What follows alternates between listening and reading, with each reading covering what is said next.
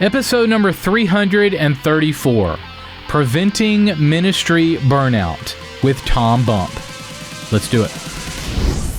This is the definitive podcast for helping you plan, create, and execute dynamic worship experiences at your church.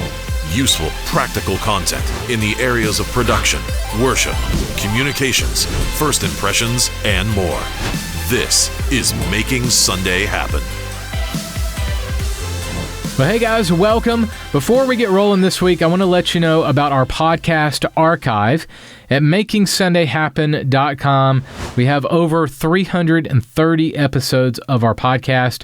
200 of them were audio only before we added video to the mix, and I probably do have more of a face for radio. But we have that many episodes on the website there. We have even categorized the shows where you can go right to the area of ministry that best connects with you and your role at your church.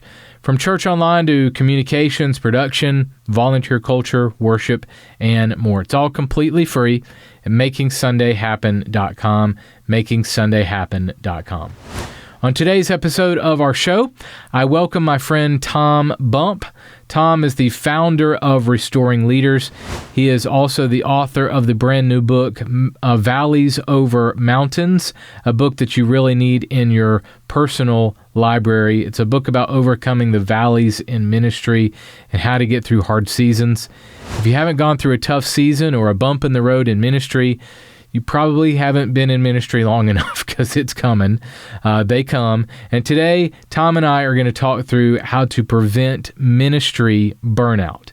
You may be in a season after this pandemic where you are weary, where you're worn down. You might still be in a fog. You might be coming out of that fog. But today we're going to talk through some practical ways to prevent frying out completely.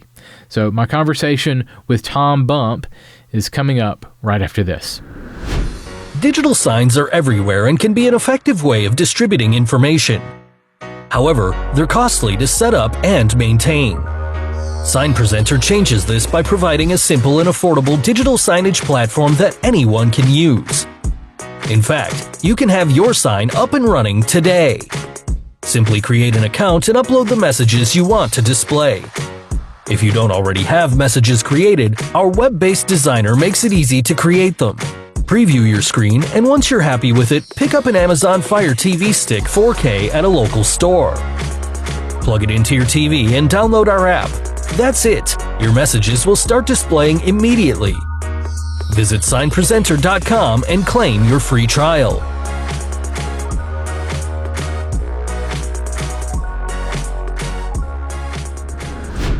Hey guys, today I welcome to the podcast my friend Tom Bump. Tom is the founder of Restoring Leaders. He is also the host of the Kids Ministry Collective podcast and the author of the forthcoming book. I'm really excited about your book, Tom. Yeah. Valleys Over Mountains is the cool title. Show it. Oh yeah. There it is. Looking snazzy, man. Tom Bump, ladies and gentlemen, thanks so much for hanging out, buddy. Hey, thanks for having me, brother. I appreciate the time. Yeah, man. Now, before we dive in, give me a little quick overview.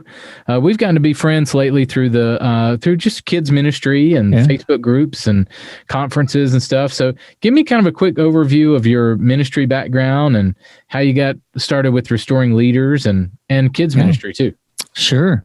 Well, man, thanks for being a part of our Kid Ministry Collective Facebook group and being part of our community. We appreciate that, and you guys sharing your resources over there with our community, and we love having that group. And then, the podcast has been going good. We went over 75,000 downloads recently, so that's pretty cool.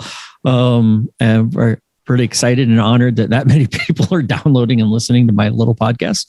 But yeah, I got started. I'm a pastor's kid. So a church brat, grew up in the second row, right side. Yes, the PK club. Yeah. And in spite of that, I still went into ministry. I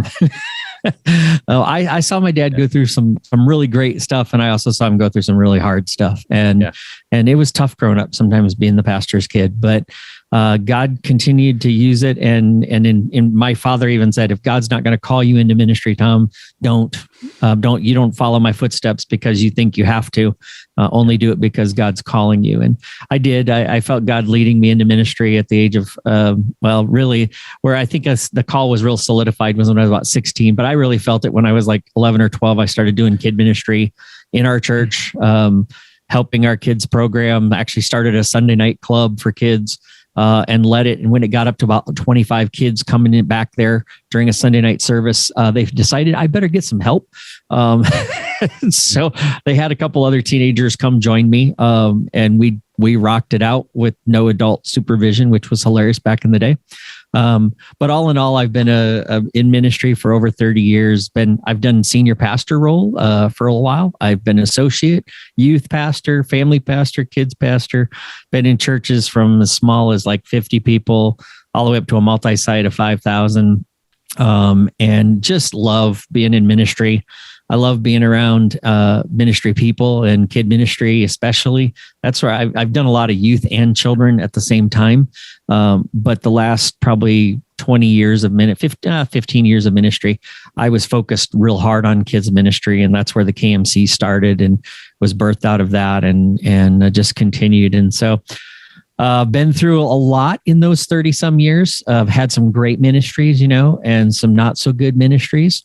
And watched even other senior pastors above me get shish kebabbed and burned out.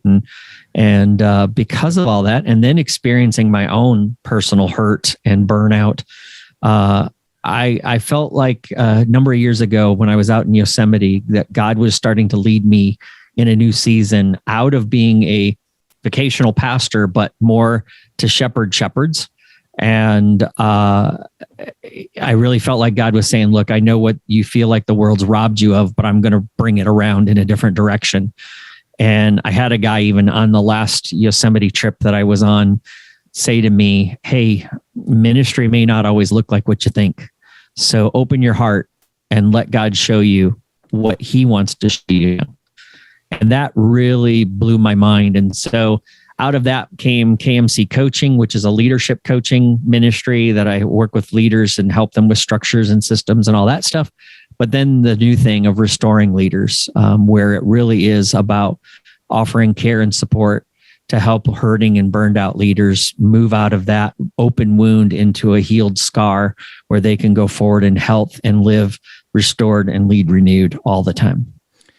This is kind of a recurring theme on our podcast occasionally over the years. And I think some of it comes from my ministry background as well, but I think we're kindred spirits in that we've had some very interesting ministry experiences. And I think it's kind of come to the forefront a little bit with the Mars Hill podcast recently. Mm-hmm. Yep. Where that's kind of opened the door to a discussion of whether it's spiritual abuse or, power hungry kind of atmospheres and just being fried in ministry. That whole can of worms, I think, has been there. But maybe that podcast recently has kind of opened the door to the conversation. But I want to talk to you specifically today about ministry burnout. Mm-hmm. So let's get into your experience a little bit. Tell me about, dive into we can be brief, but tell me about some of your burnout experience. Yeah, it happened, honestly, a couple of times. And I think where it happened because I was starting to function a lot in my own strength. I was functioning in a performance mode. A lot of us get very numbers driven, and that's because we feel that pressure being pushed down that we have to perform at a high level, and we have to push out numbers and volume of programs and all that kind of stuff. And there's that constant stress of recruiting and programming and planning. And honestly, it got to a point where I lost all my joy.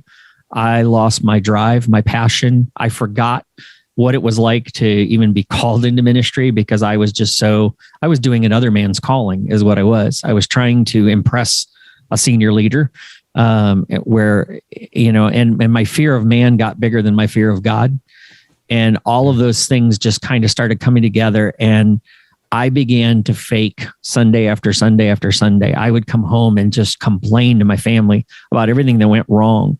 And I got very cynical and very grouchy and very grumpy. And like I said, to summarize it all up, I lost my joy. I lost my day one passion. You know, that day one when you're called in and you're fresh and you're green and you're bright eyed and you're just like, I'm going to conquer the world. All that was gone. It was just, honestly, where I came to that moment, again, I refer a lot to Yosemite. I was literally sitting up on a mountain, up on this dome, and was all by myself and just thought, you know, if I didn't come back from here, would anybody even care? Now, I wasn't suicidal. I don't believe I was. I was just so desperate and tired and worn out. And I felt like nobody cared. I felt like I was all alone. I felt like I couldn't talk to anybody.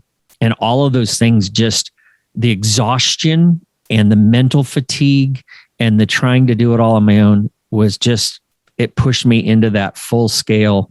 I just didn't care. I was drained. I just wanted to walk away.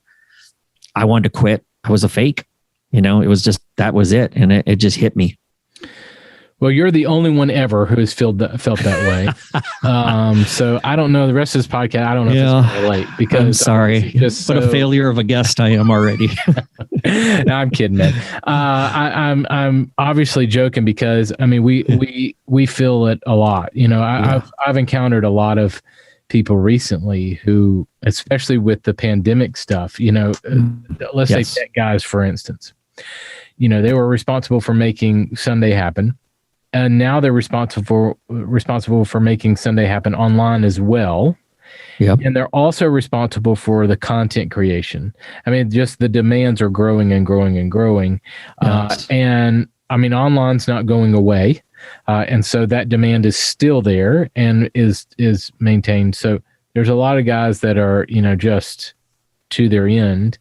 Yep. And so I think that this, you know, burnout discussion really does apply to a lot of people. I think a lot of people are really feeling it, especially right now. Yeah.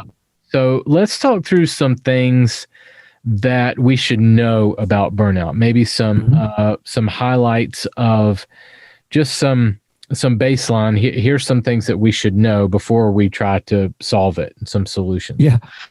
So why don't you start throwing out a couple? Well, one thing that people need to realize is that going on vacation, not going to fix it. I've had people tell me, well, if I can just make it to vacation week, I'll be fine. I'll be good. And we think that sometimes the vacation will make everything go away. It might eliminate a few of the symptoms, but it's not going to fix burnout. It's not really going to heal and restore.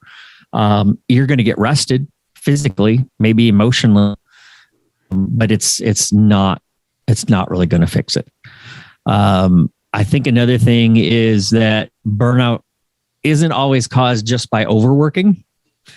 We often think it's overwork that does it, but it's not always caused that way. There are other contributing factors that lead you that direction and can cause you to burn out. So I think some people think, well, if I could just slow down, manage my tasks better, it would improve.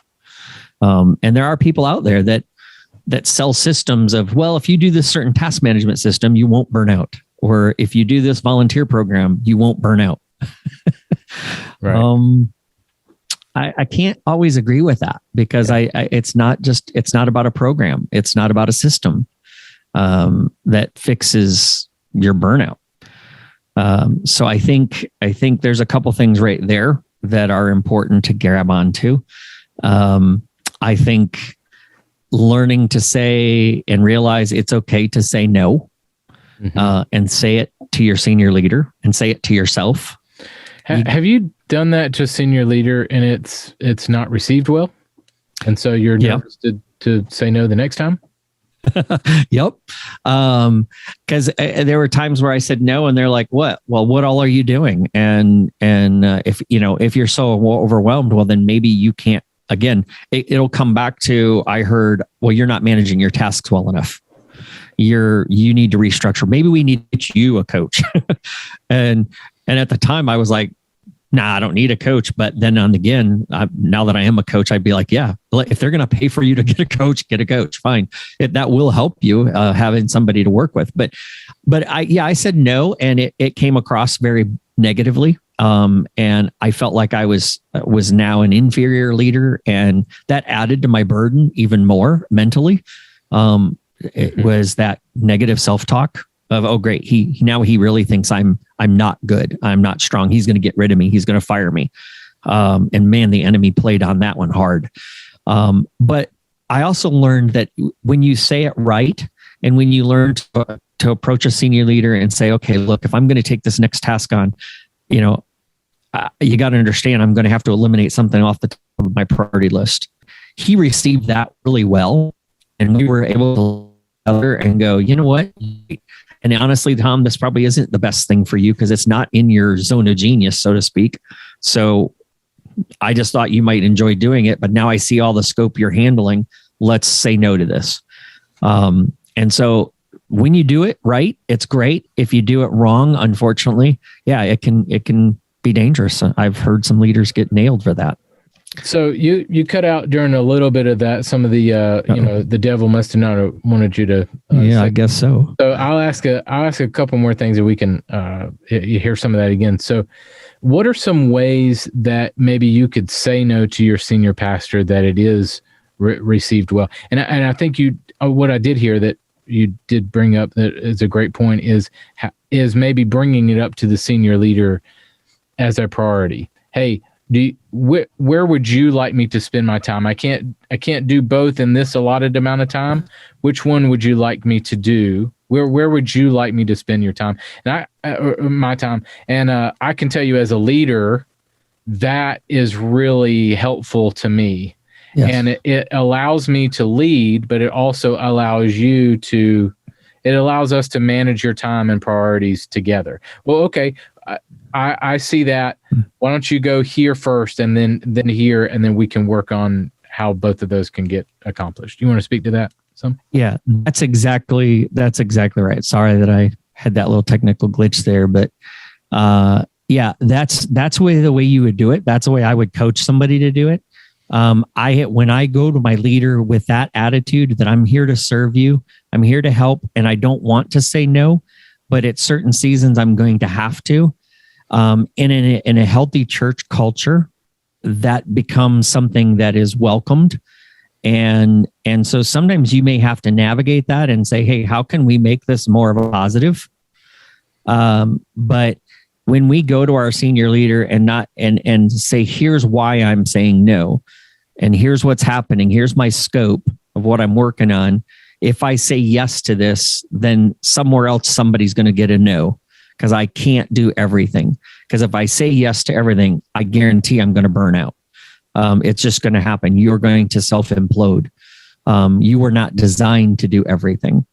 And so you just have to realize it's okay to say no. And when you say it, and you say it with a humility and an honesty, the problem is sometimes we just make ourselves sound busier than we are.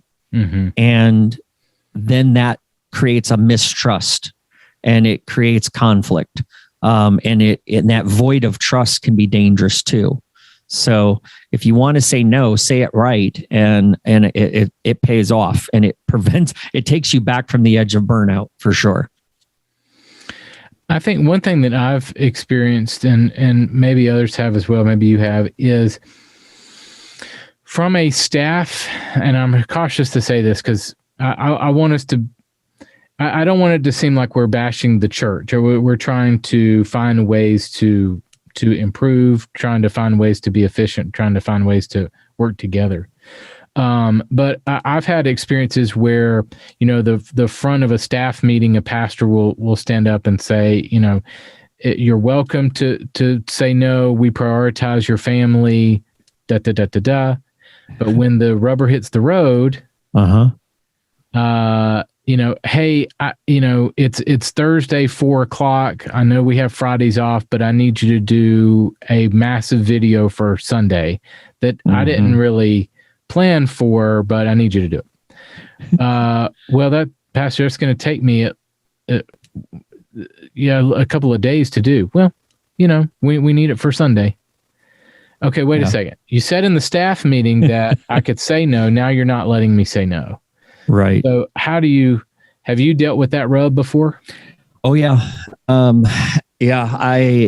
It's one of those tough situations where, it's part of what Restoring Leaders is trying to do. I want to go into churches and help them change some of this kind of culture where everybody learns to understand that everybody has to have margin. Because if we start erasing the margin for each other, it affects the whole team.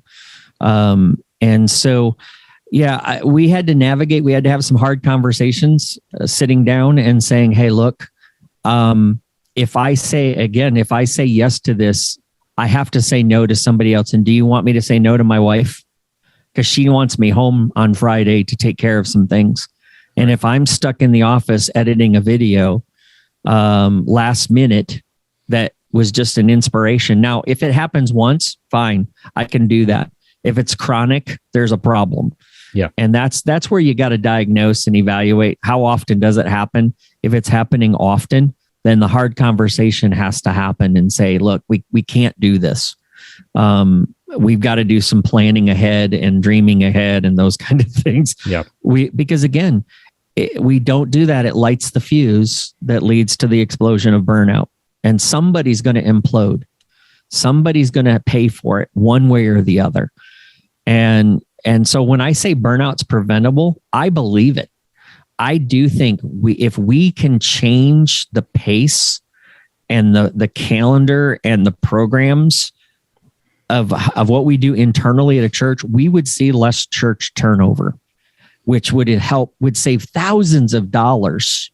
Sorry, I don't mean to put the church search firms out of business, but churches are spending way too much money trying to replace staff, that if they would just take care of them and care for them and monitor their pace and make sure it's sustainable, we could prevent this burnout. We could prevent people from getting discouraged and walking away. We could get people living and breathing where they're living restored and leading renewed daily, and they're giving out their best ministry because of that. Yeah.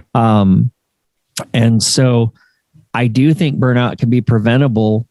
And this will sound really weird, but sometimes burnout can also be good because it can expose some of those culture shifts that need to happen in a ministry. Maybe it's where a church has never thought about giving pastors sabbaticals. And after a series of years of service, maybe they could set up a system that has safeguards. There's a good way to do a sabbatical and there's a bad way to do a sabbatical. Nobody should use a sabbatical to go out and look for another job. That's really cheap and nasty.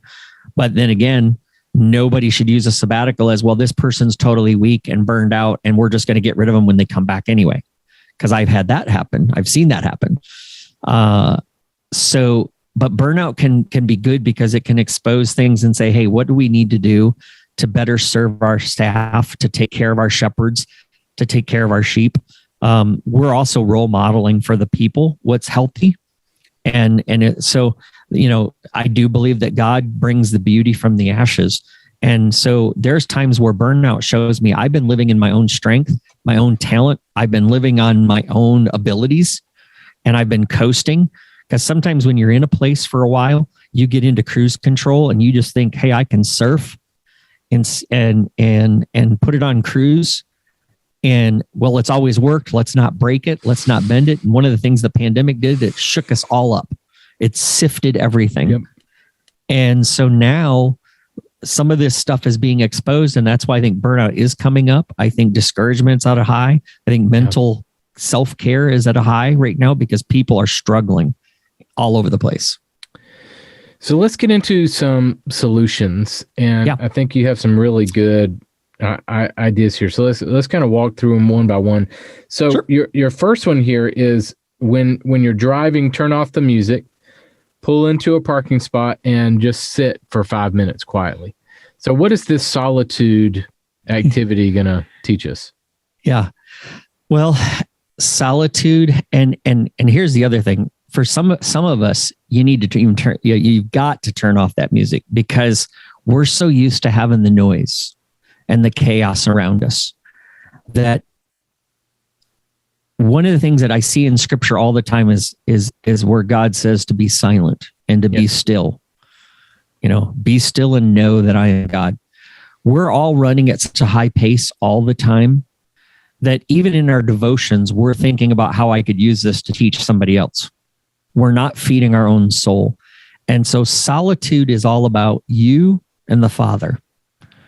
And so for me, what I do is I like to sit and just take a few minutes and sit quietly and say, okay, Father, I'm here. Before I go on with any part of the rest of my day, I just want to sit and be quiet before you. Sometimes I'll say some things out loud. I'll think of 5, kind of take 5 and take 5 things that I'm thankful for and just praise God for it. But then there's other times where it's just, I'm just going to sit and be quiet. So when driving and turning off the music, does this apply to our podcasts?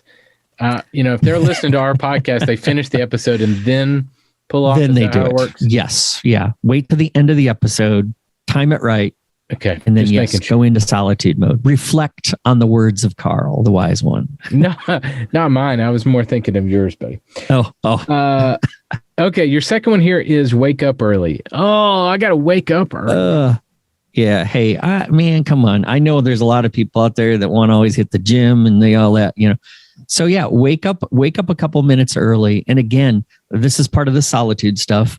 These are some little tips that I think will help people practice solitude, because I think people make excuses. I don't have time to do it. Well, give yourself 10 minutes by just getting up 10 minutes early. You don't have to do anything except sit quiet, be present, breathe deep. Don't start thinking about your day, fight that temptation, but just be still. Sometimes reading a psalm is good, or a proverb, but I like just sitting up and getting into the quiet of the moment. 10 minutes that, you can give yourself a gift, just 10 minutes, get up early and just do it. It's amazing. The practice of just doing that 5-minute, 10-minute solitude sit is working for you. Your next one is something that I like to do. I'll get up and not in the cold winter like it is right now, but take a walk around my neighborhood. And there's a time I might listen to a podcast or listen to some music, but more and more I find myself not listening to anything and just taking that time to walk and pray and think and just be in the quiet. You want to speak to that some? Well, yeah, because again, if we're going to keep burnout at bay, we have to realize our source of strength. And so one, the physical stuff is great. A good walk, even on a cool, because we got snow this morning where I'm at. So now it melted off, but it's still cold. But I mean, I'll go out and just stand on my back porch, or I'll walk down the street, for 15, 20 minutes, and no music, no headphones. In fact, I leave my phone in the house and I just walk and I listen to the symphony of nature. And there's something restorative about doing that. I like to walk around water a lot of times. So I'll find a place that has a little lake and just go walk around it. Because there's something that just restores the soul. I think that's what David was talking about, in Psalm 23, he leads me by the still waters. Well, David was walking by the water, just meditating and worshiping.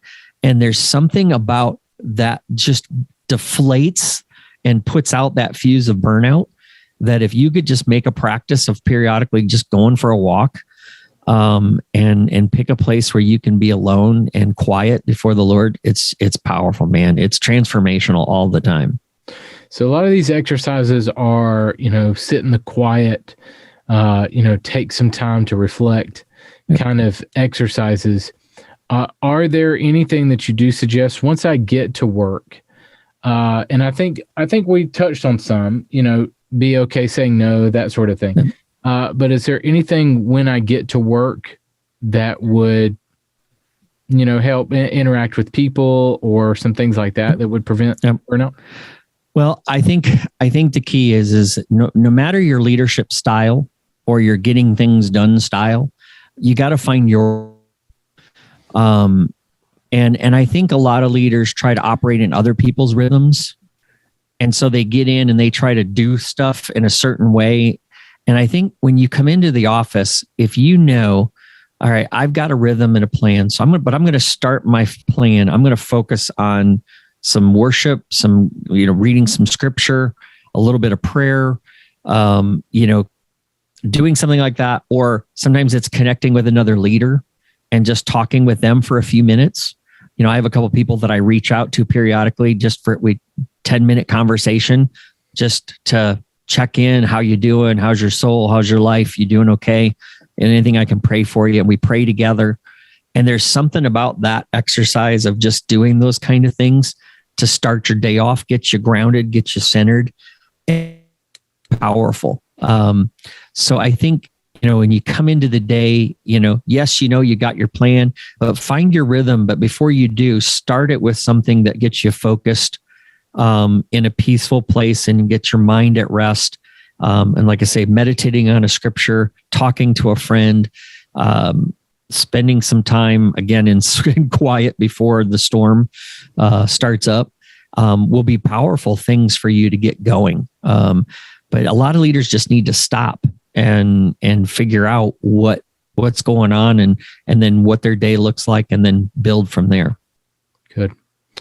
Let's hit some high level things as we close. So why is it important, do you think, for ministry folks to not burn out? I mean, we have some obvious answers here, but your opinion on it. Well, honestly, because when we experience true burnout, the ripples, the consequences go way beyond just us personally.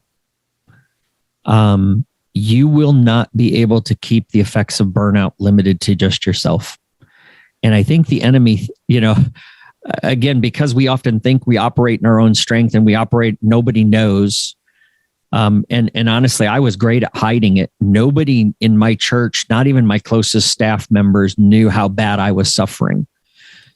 Physically, emotionally, when I was at my worst, except for my wife.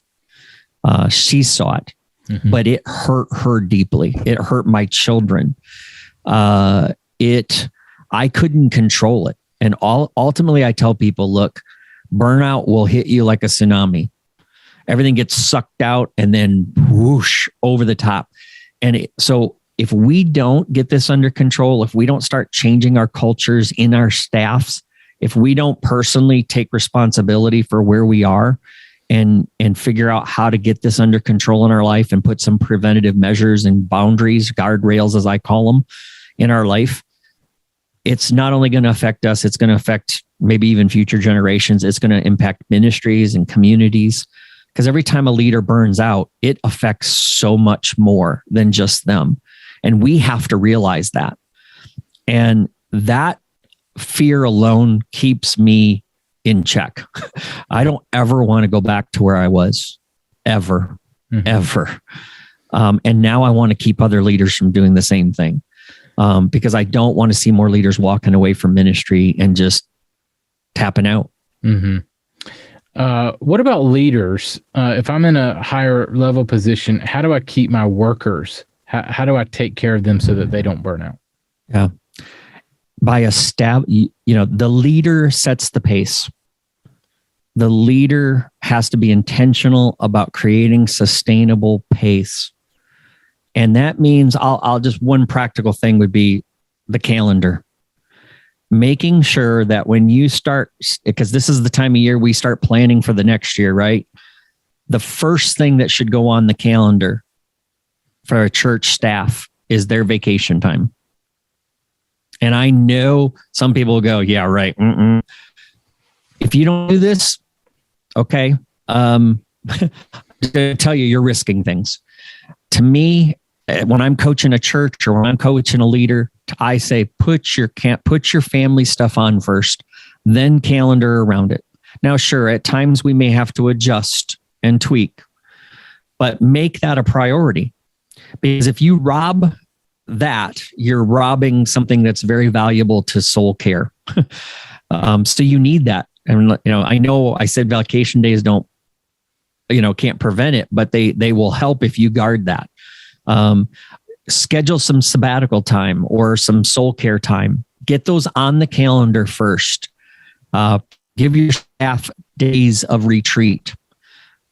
Set up soul care days once a month where half a day you close the office and go somewhere and have some solitude time, or do a book reading together, and then allow some solitude time where if somebody wants to take a nap, take a nap. Our staff did this once, and we went to a lake, and a guy let us borrow his pontoon boat and his kayaks. And we went out and spent a half day there. Then we had lunch together, and then we dove back to the office and dug in for the rest of the day. Those were so therapeutic.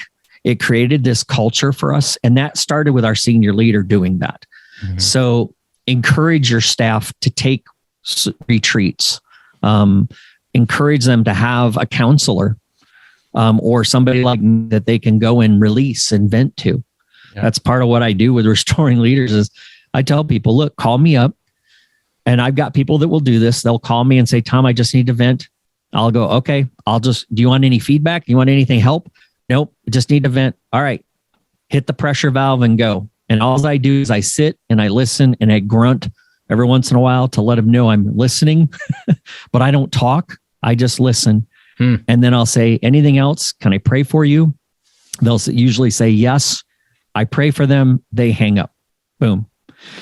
Senior leaders have to create that space to say, look, that's not a sign of weakness. That's a sign of strength. Mm-hmm. Great, man. Well, tell us how we can get in touch with you. How can we learn more about you and your resources? Hey, well, the best way, you can go to restoringleaders.org. That's the main website to get to Restoring Leaders. If they want to go to ptbump.com, that's my general landing page. And so the Restoring Leaders link is there. KMC Coach is there. How to speak, get me to speak or do some training is there as well. We'll also put the book information up there. We're going to be doing orders for the book here soon. Yeah. It'll be available on Amazon. The Kindle version will be up ready to go here shortly. But that's the best way. You can email me at tom@restoringleaders.org.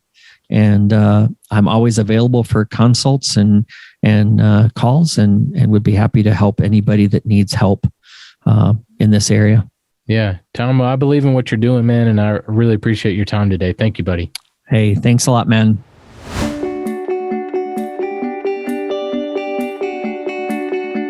When presenting worship slides, announcements, videos, and other content on your screens and your worship experiences, never let your audience see what's going on behind the scenes.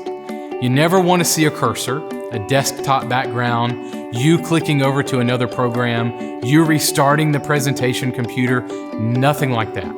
The only exception to this is a power outage. If your power goes out, you restart and get things back up and running as soon as you can, but that's the only exception. As an audience member, I should never see anything on screen other than the final media content from your presentation software.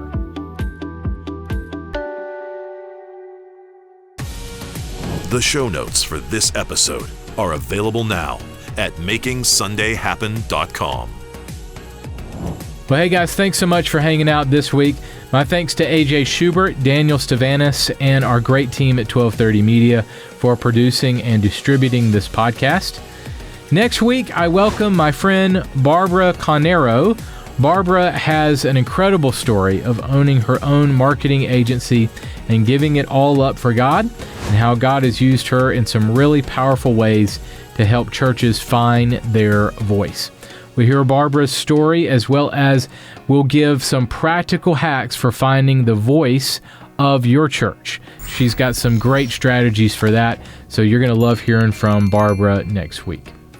We would love to connect with you. You can learn more about what we're doing at 1230 Media at 1230.media. That's 1230.media. We'll go out there and create some incredible worship experiences this weekend. We'll catch you next week. Making Sunday Happen is a production of the ministry of 1230 Media.